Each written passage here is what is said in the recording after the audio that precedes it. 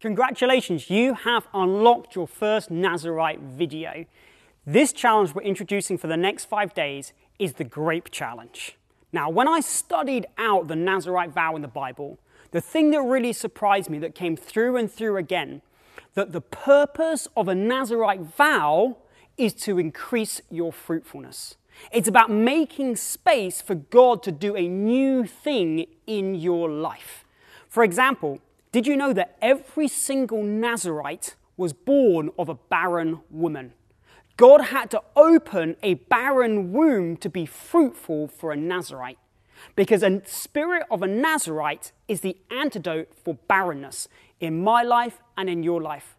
God calls us to be fruitful, to be full of the fruits of the Spirit in our lives.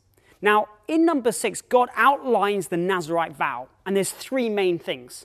The first of which is that they cannot even touch a grape.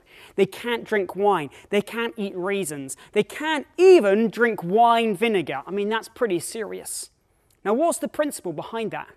The principle of the Grape Challenge is that grapes are pleasant. In fact, they're one of the most sugary fruits that you can eat.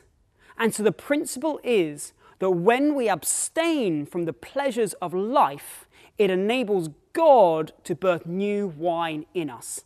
For example, John the Baptist is one of the most famous Nazarites. He couldn't even touch a grape. And he says that it's his mission to prepare the way for Jesus. And when Jesus comes, what's the first thing that he does? He turns water into wine.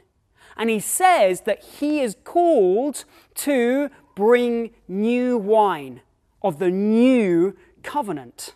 See, John the Baptist's Nazarite preparation enabled God to bring a new wine, a new thing in the Spirit.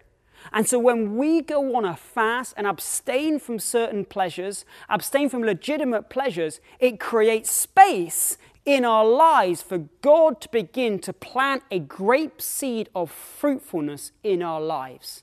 You see, all the way through the Bible and in the ancient mind, grapes stood for fruitfulness.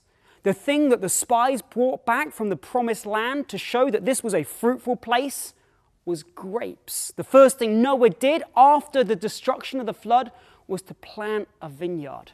So if you want increased fruitfulness in your life and the spiritual fruits to be in abundance, then taking this Nazarite challenge by starting with the Grape Challenge is going to help, by the grace of God, make your life more fruitful. It's going to be amazing. You're going to rock it, and you've just begun your Nazarite journey.